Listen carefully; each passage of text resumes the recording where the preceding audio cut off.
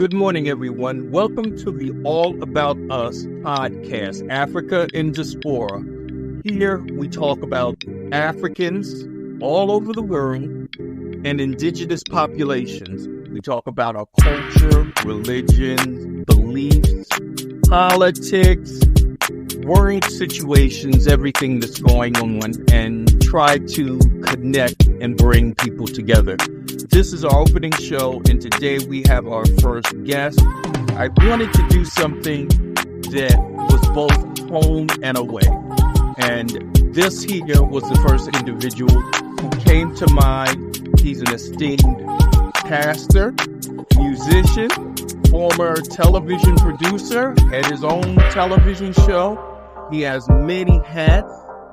So I'd like to introduce the audience to Pastor McCracken. How are you doing, sir? Fine, and yourself, Brother Allen? I'm doing great. I'm glad that you were able to join us today for this podcast. I would like to start out asking you, can you give the audience a little background about you and your family? Okay, you mentioned that my name is Frank McCracken. My family, my father was a pastor before me, but he worked at the train station for the Reading Company. He was a red cap, Pullman, porter. So he was part of that group, the Pullman.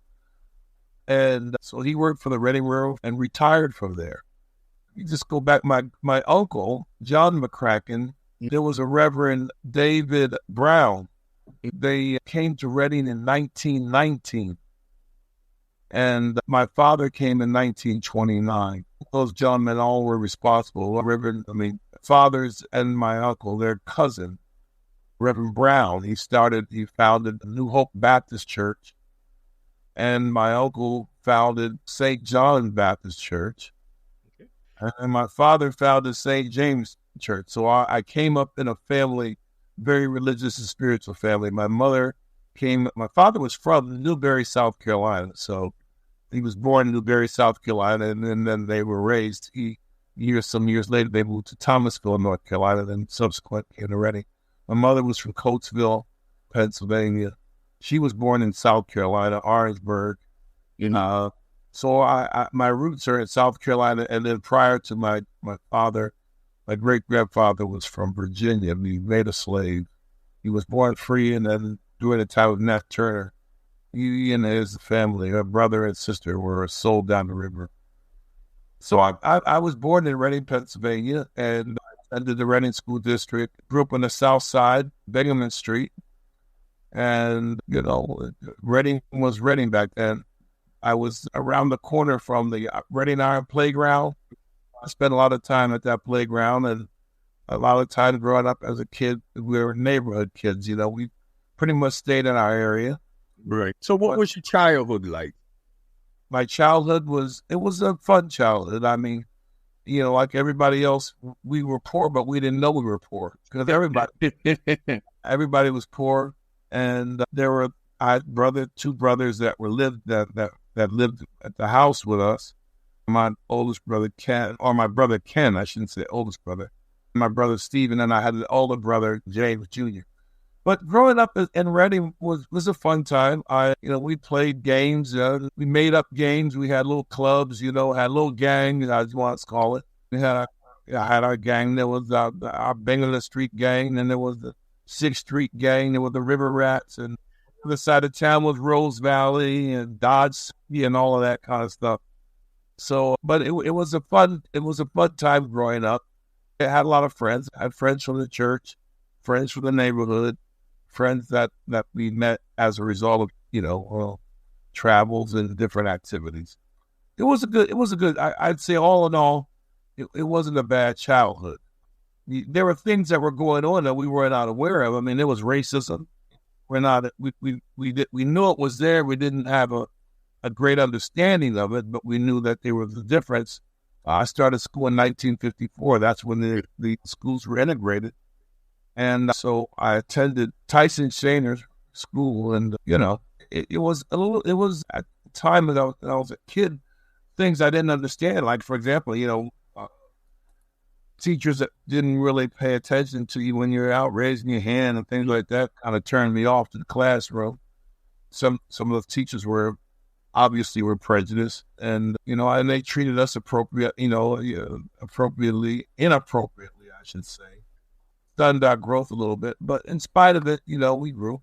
Most of my education, I would say, when it comes to reading, writing, that kind of thing, it was reinforced in the church, in the Sunday school. Right. Class, you had to memorize a verse. So, it was good. As I grew older and I became more and more aware of the differences, I became active and an advocate for rights. So growing up then in the 60s, we had the riots and we had the sit-ins and all those kinds of things that I experienced. That Martin Luther King was killed. What do you remember most about Reading at that time? What are some of the things that stood out to you at that time? Well, for me, Reading was a mafia town. That was certainly apparent. A lot of mafia activity, and in particular, people writing numbers, and you could go to the store and you could buy numbers and go in the neighborhood. People sold numbers. So that I remember about Reading. People worked in the steel mill, carpenter tech, Parrot, American Chain Cable, and people worked in different kinds of jobs like that. What I remember is that we really were somewhat segregated. Reading didn't have a large black population, but we were in pockets. Right. On the south side, you had the alleys where our black folks lived. You had Gilson Alley, Bell Alley, Strong Alley, Heller's Court. You had Grape Street, Apple Street, Mifflin, Hudson, Tappahocken, Gordon. And, those were streets that we pretty much occupied. Some of the largest streets, the number streets and some of the other streets we didn't have homes on those. But we were spread out. I grew up in a neighborhood, Bingham Street, that was heavily Polish. So, yeah, that and those folks, they were good people, but let's don't make there's no illusions. Right. You're right. That was still a very, very racist era at that time. One of the things, and I come after you, a lot of that, by the time, the late 60s, early 70s, maybe I was too young. I didn't see a lot of the mafia numbers thing going on around that time. But the one thing that did stand out to me about Reading was it did not matter where I went. Someone knew me and knew who my mother was. Well, there you go. That's a fact because of that. In those days, we all were associated with the church. You were associated with the Eastern Stars. Exactly. You were part of so-and-so club.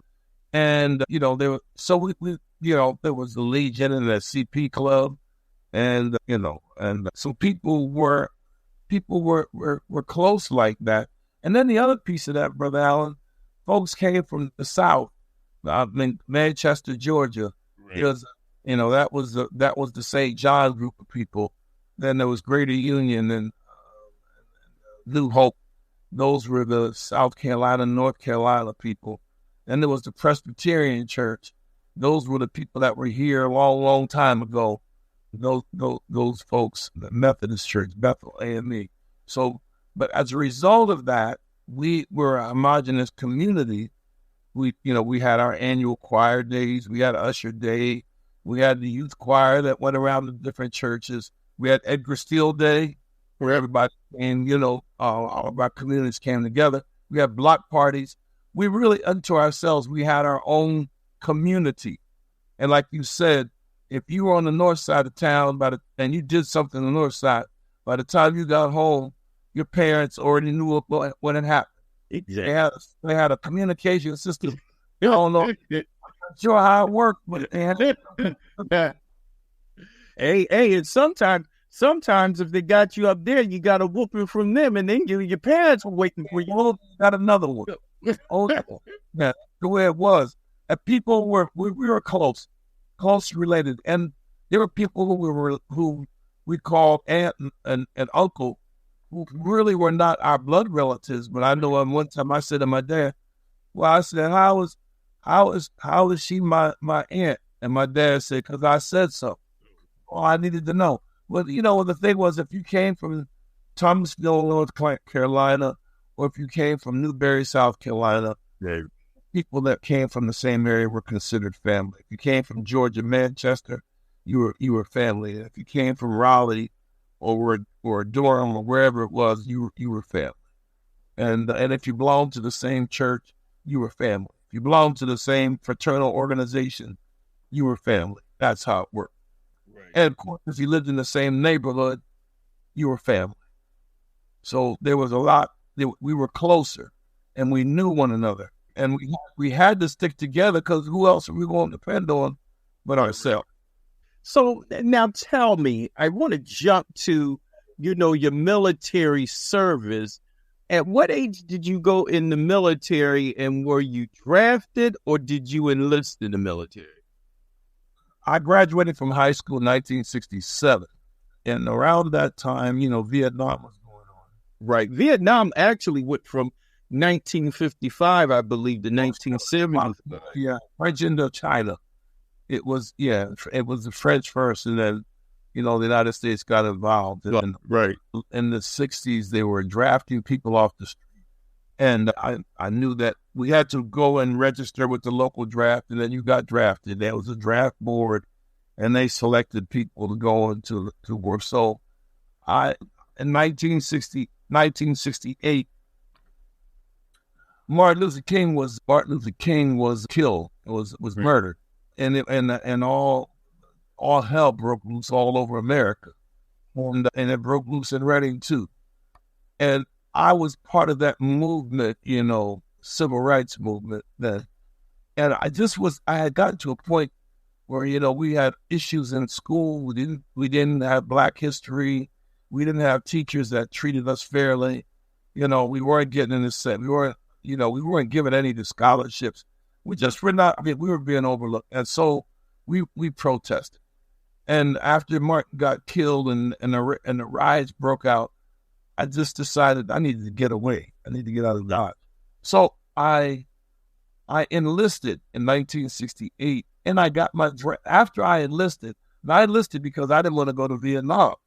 And I got tested, and they told me, you can do this or you can do that. And I found out that unlike what I heard in school, when I was growing up in school, my teachers told me, my guidance counselor said I wasn't smart enough to go to college, and why should I go to college? Just learn it. Made them don't take college prep, take general kind of stuff. And so I enlisted, and after I enlisted in August of 1968, took the oath, and no sooner did I enlist, I got my draft notice. So I thought I escaped Vietnam because I was going to go to Fort Dix in New Jersey, because I tested well. To my surprise, right, I was offered a finance personnel or MI, and I said, like, MI, what the? That's what's personnel? I didn't deal with records. What's finance? That's dealing with money, paying bills, and paying military salaries. I said, what's MI? You didn't tell me what that means. That's military intelligence. I said, okay. I said, is that like the FBI? He said, yeah. I said, like the CIA, He said, yeah. I said, yeah, I'll take that. That's what I want. Good. So now, again, I thought I escaped Vietnam because I went to New Jersey, then I went to Fort Halliburton, United States Army Intelligence School. And then they said, oh, you'll probably end up going to Washington or the Pentagon or somewhere. Well, I went to New Jersey. I went to Army Intelligence School, and from there they sent me to Vietnam. So right. I actually left for active duty in April of 1969. In September of 69, I was in Vietnam. And what were you doing in Vietnam? I was military intelligence, but I got assigned to an infantry unit, the 4th Infantry Division in Central Highlands. So I was all over Vietnam. I went everywhere the 4th Infantry went. Lake Quang, Quinh Nhon, Phu Cat, Phu Bai, Bang Sa, Dak To, Dak Pek, Quinh Nhon. I mean, I can name the places. But you didn't do any fighting since you were just in jail. Yeah. You in Vietnam, there wasn't a in the Central Highlands where I was. Mm-hmm. It wasn't a situation where you didn't do fighting. We got attacked. Okay. You know, we had sappers, and we had, because I was right on the Cambodian border, and we were along the Ho Chi Minh Trail, so we had people that, you know, the Viet Cong and the NVA regular. Mm-hmm. And then we had the Tet Offensive that happened right before I got there. And so there was still activity. So, yeah, if you ask me, was I ever in a firefight? Yeah. Did we get a rocket attacks? Yes. Did I have to run for my life? Yes. Were there times when I almost didn't see the next day? Yeah. And so, yeah, I was in a situation like that. I wasn't 11 Bravo. I didn't have to go out in the boonies like that, but we traveled at a fire base. Fire base, there ain't nothing out there but, you know, LZ Uplift. There's a place out in the middle of nowhere. And yeah, Charlie was all around us. We used to have, when I was at Play Cool and Arcade, we had what they call sappers. These guys were on a suicide mission. They were strapped down with explosives, and they would come through. It would come through units or wherever we were, throwing these bombs like grenades. Yeah, you got to protect yourself from them. Things. People didn't live. Some people lived, and some people didn't live. So I had that experience. And then I traveled on a highway. I think it was Highway 19, and the Anke Pass. That was really a difficult. You know, there were a lot of ambushes on that road. Then I went up to Phuket and Phu Bai. Actually, we were up north, so there we actually saw NVA who were not dressed in black pajamas, but had on green fatigues just like us. Yeah, so it was a difficult time. I wanted to ask you something. Somewhere I'd seen a photo of you, and it was while you were in the military. It may have been on your Facebook page or something you had posted online, and I believe I seen a guitar and a speaker there. Oh, yeah. I'm telling myself now, on the speaker, I stole that guitar and speaker from Special Services. Okay. We had when you're at base camp, they have a place set up at camp where you could go and you know, they're familiar. I somehow finagled and got it away and got it into my unit where we had what we call a hooch. It was a little wooden thing. Right. And I had that in my hooch, and we had a little electric. We were able to signal core and all that, and we had electric. And I couldn't play the guitar, but I just decided I wanted to have it. Okay. And then we had a guy named Brown who could play the guitar. And Brown used to come over, and I was the only guitar. Of course, you know. Yeah. Where the heck did you get that guitar and the amplifier from? Yeah, I said, the Lord gave it to me. And the Lord take it away. So you had a guitar and an amplifier, but you couldn't play guitar. I could sing. So Brown used to come and play the guitar, and I would sing. Now you're a very proficient piano player. Exactly where did that come in at? Okay, well, I grew up in the church. My father was a pastor. My mother played keyboard. My mother played. My older brother played, and my cousins played. And we sang. You played the piano. You sang. You did the handball. You beat the tambourine. You were a drummer. You played the guitar, and so we're a very talented family. I picked up the keyboard because I could sing, but my brother, you know how older brothers were. He didn't have no time for me, and I wanted to sing. He wasn't playing for me, so I taught myself how to play. So I had some music to accompany. So I used to go to the church. It was a storefront. Mm-hmm. My aunt lived upstairs, my cousins. So I used to go to the church. There was a piano, and I'd be banging there on the piano. And after a while, my aunt would come out, and she said, I can't stand it. She like Popeye. I stand all I can stand, and I can't stand it no more. She would give me a quarter. She said, here, go get yourself some candy or something. So I used to go there just to get my quarter. I go there banging on the piano. And I know she's gonna come down and give me some money. After a while, I got good at the thing. There were people who helped me along the way. Larry Davis was one person. My cousin Carl Taylor, they call him Grow. He played. My cousin Clayton, Miss Frances Thomas was at the Zion Baptist Church. And so she used to sit me down beside her. And he and I were both learning how to play. And we used to sit at the piano, and I would sit on one side. I would play the low notes, and he would play the high notes. And we were the dynamic duo. I was singing, and we both played. And between the two of us, we could play a song. And that has just got better as well. That Bobby Newton was I don't know if you know that name. Bobby Newton was a local entertainer. Frankie Scott was a saxophone, jazz player, and Tony Lynn, a number of other musicians. Mr. Dusenberry played the organ, and Mr. Bates, he was a drummer. So at least in the Grand Hotel, I don't know if you came along the tail end. Grand Hotel have bands, and you would go out there and sit outside while the band was playing. We couldn't go inside, but you'd be outside listening to the band playing, and you'd be singing along with the band and playing. So that's my talent. And after I got good enough to play, I started playing for the choir. Me too. Played for the choir, and we went and traveled around different places, and you play in the church service. And the interesting thing about it, the way it is in black churches, people would start singing a song. They didn't say, like, here's the sheet music. You had to listen to what they were saying and try to back them up. And they sang in all different keys, change key while you play.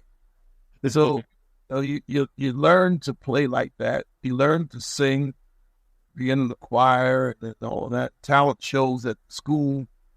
And so I did play in the band and orchestra in school. And my music teacher asked me, he said, you're not reading that music, are you? I said, no, not really. Mm-hmm. He said, well, you're doing a pretty good job. Just keep on doing what you're doing. So we learned the music we said we play by ear. So I learned to play. I started out as a drummer. I played some horn, and then I went to keyboard. I played a little bass guitar, and then I taught myself how to play the saxophone. Currently in the process of doing it, of producing an album. After all these years, I'm finally going to do an album. Getting ready to do that. So at what point, where in all of that did you get out the military and then made the transition into the ministry? How did all of that happen? Well, it's kind of like asking the fish, how did you learn to swim? Well, I just woke up one day and there I was in the water. I figured might as well join the other fish. Growing up in the church and traveling with the church, my father was a pastor. My mother was the church mother. And my uncles, I had uncles who were in the church, who were pastors and ministers. I had one uncle who was a bishop and we were in the holiness church, what they call the Pentecostal church, the Holy Rollers. So, we got, and in that church, there was a lot of talent. People, we were the Slide the Family Stones church, the James Brown church, and the Little Richard church, and all those folks that came up through the Church of God in Christ. So music was a big part of our worship, because our preachers would preach, and you play music along with them. So I was involved in the ministry. My father was a pastor, and I was working in the church by default. So my dad, I'll tell you, Brother Allen, my father called me one day, and he says, after I got out of the military, he said, hey, listen, son. He summoned me to the house. I got there. He was sitting in the little lazy boy. He said, my health is not that good. I need somebody to help me in the ministry. He said, your brothers are out doing other stuff. He said, you're the only one I got there. Listen to me. So I need you to go in the ministry. And I was staring at him. I wasn't answering. He said, what's wrong with you? How come you ain't saying nothing? I said, well, gee, what's that? I want to throw hankies at girls. He said, what are you talking about, boy? I said, I want to be a singer. I saw the Dells and saw Curtis Mayfield and all the other guys, impressions. Temptations. They were throwing hankies at girls, man. The girls, I wanted to do that. That's what I wanted to do. But because he asked me to, I went into the ministry. So the way I look at it, people say, well, isn't that a little hypocritical? I said, no. I said, same thing happened in heaven. God was looking for some volunteers. The angels was hiding from it. And he knew he had a son. He said, hey, where you are? Jesus said, here I am, send me. So that's the answer to his question. So his father called him, called me, and then the rest is history. But now I will tell you this, Brother Al. Now I'm up in age. I'm retired. I don't pastor actively. So, guess what I'm doing now? What? Throwing hankies at girls. Oh, my goodness. I got a band. I play with my little jazz band. And I play at the Hilton Hotel. And I play in different places. And so I did my time and I served. And I still actively involved. But I also have an opportunity now to play my music, do my jazz, and do my other class. Yeah, so it all worked out in the end. Okay. But the church my family was very religious family, very spiritual family. As was most of the families when I grew up, everybody went to church for the most part, because that was the only social outlet that we had. You go to church and get food. At Sunday church, the ladies would make dinners when they had guest preachers. And you get a whole piece. You get a piece of the chicken that you never knew existed. We grew up on gizzards and chicken necks and hearts, chicken feet and all that stuff. And then when they had the big dinners, man, you can find out that the chicken had more than that. He had a breast, he had a thigh, had a leg, and that was some good eating back in those days. But the church in my family, the church in the community, most kids grew up, at least during my era. Not so much anymore, but that's how it was back then. Okay, before we close out for tonight, what do you most remember about how the 60s and 70s impacted our culture? As you and I both know, the African-American culture prior to 1970, or between 1970 and 80, is much different than what it is today. Well, yes. Like I said, in 1954, I started school. That was integration, and that was integration to a degree. There was still segregation. There were places that we couldn't go to eat.